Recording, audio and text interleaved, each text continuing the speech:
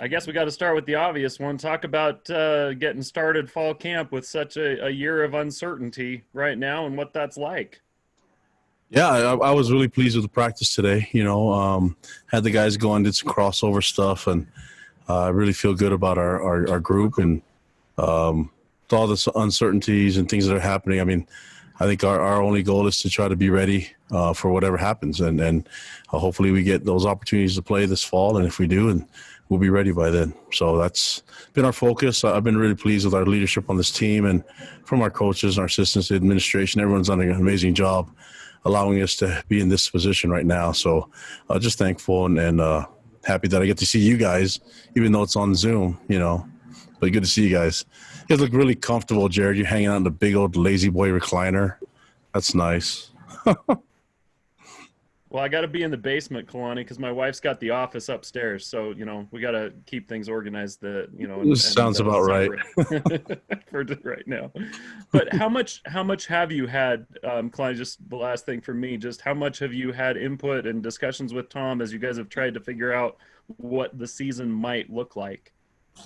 Yeah, I mean, Tom talks to me about a lot of different. There's so many different variables, and a lot of it is not what we control. It's not we make the demands and everything. I've been really pleased with the way Tom's doing it. He's got a really tough job, and I'm just saying, let's just get ready to go. My job is to get the team ready, not to do the schedules and things like that. That's Tom, and I trust him in it. So we'll just be ready whenever they're asking us to play.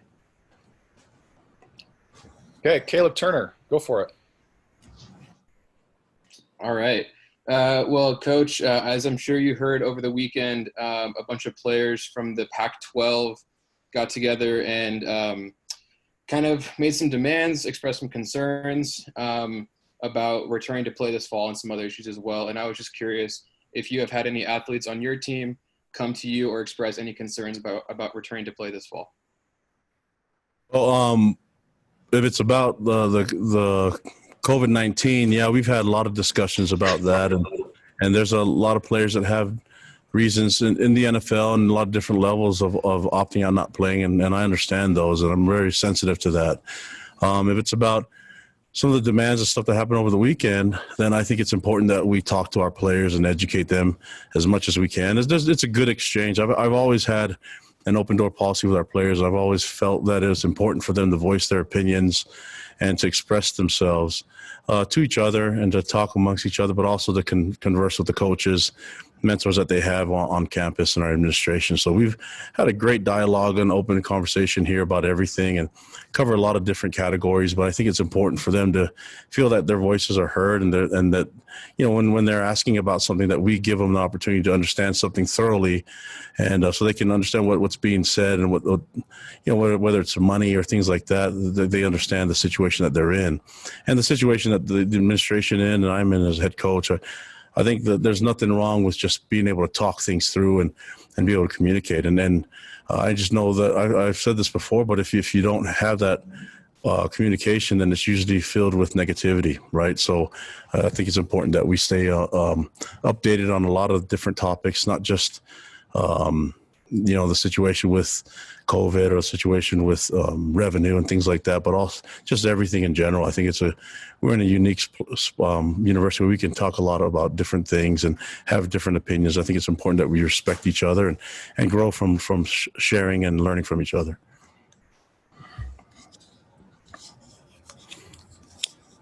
Mitch, go ahead.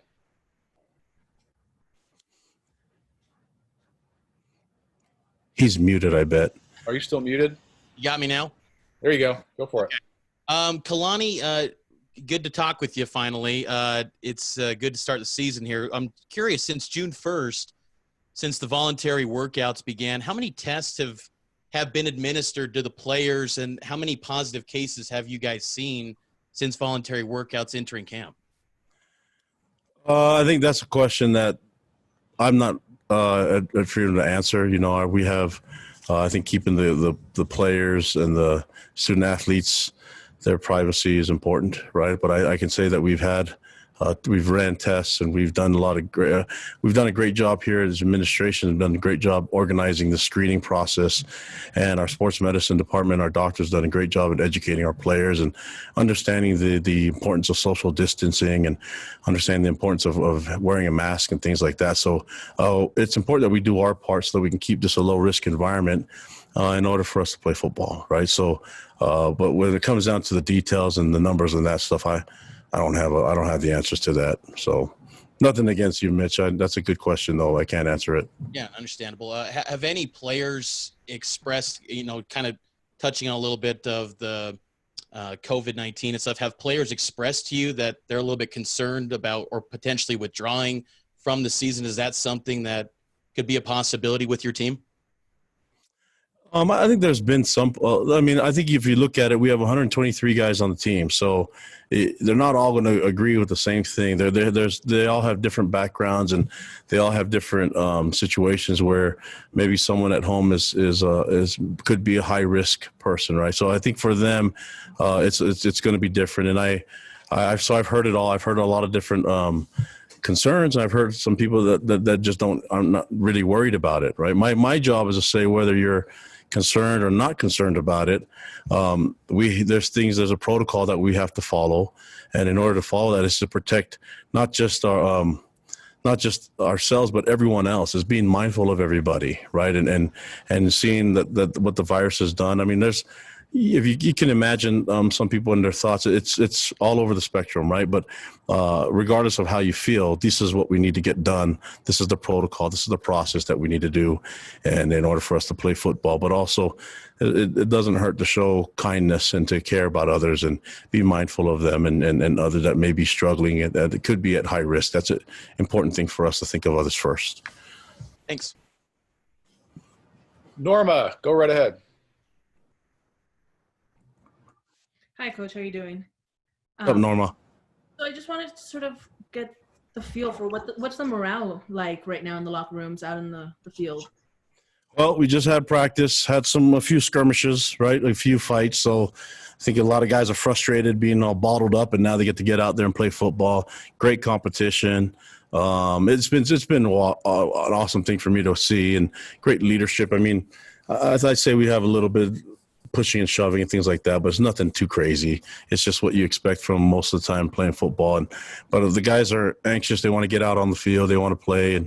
And I think they've been looking for a way to kind of let off some steam, compete against each other. We've been working on this walkthrough pace and doing this install and doing a lot of Zoom meetings, and it just feels good to get out and be out in the sun and play some football, So I'm looking forward to that when I get to see you guys. It's going to be nice when you guys get to crowd me and ask me questions. I can see your reflection on my reflection on your sunglasses, and the same for you. So I think that's just the case. I think everybody just wants to get things quickly back to normal as possible, but understanding the situation, there's a little bit of frustration, but more than anything, I would have to say overall, it's just excitement to play the game, and gives them a way to just kind of disconnect for a couple hours. And over the past couple of weeks, we've seen the Power 5 program sort of lay out their plans for the fall semester season. I guess what were your thoughts as all those plans came out and all the decisions were made? Yeah, I mean, I don't control what happens. I know we had a schedule and it changed. It's okay. We'll figure it out and my job is to get these guys ready to play 12 games, right? And regardless of who the opponent was going to be, I mean, we've had plans to play, obviously, Utah and all the schools that were lined up after that. And if anything, the GAs are the ones that are going to they're sitting there going, oh, great. We have to break down film again in a shorter amount of time. They spent all summer breaking down all our opponents, and it's like, okay, once you wash your hands, you're good with it. Here's the breakdown of all 12 teams, and then all of a sudden it changes. So they're the only ones that really can complain, But other than that, we're just gonna adjust, and I know other people have other conferences. They have their jobs to do, and we have ours. My job as a head coach is to get these guys to play at their best 12 times. That's what we're trying to get done, So regardless of the opponent. So our level of play has got to meet a certain standard that we have and expectations we have for each other, and what I have for them as a team. And I think if we're in that position, we're going to be really good regardless of who shows up. Let's go, Greg. Hey, Coach. Has BYU had modified helmets for face shields or face masks? And how have you and the players found the whole wearing of masks to this point in the process? And how do you see that going forward, either practices or games? Is that going to be a part of the equation equipment-wise? Yeah, we looked at all the different options that are out there. So you got the shield mask in the front, whether it's a see-through one or the plastic one, or it's like the visor for the bottom, and then there's a cloth one that some teams are using. We also have the gator thing you can pull over your mouth and your nose while having the helmet on.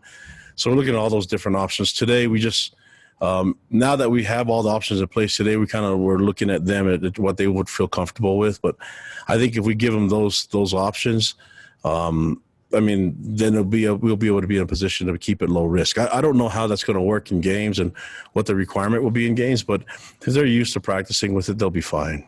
So I think that for the most part, our guys I think there's a plan in place with our equipment sports medicine room, getting these guys the different options, because I know some guys prefer one thing or the other, and I don't think making it all one way is going to work. There's some guys that would want to wear the gator thing over their mouth and nose and the face shield. So I'm good with it. As long as they catch the ball when they're supposed to and block when they're supposed to, make tackles, I'm okay with it.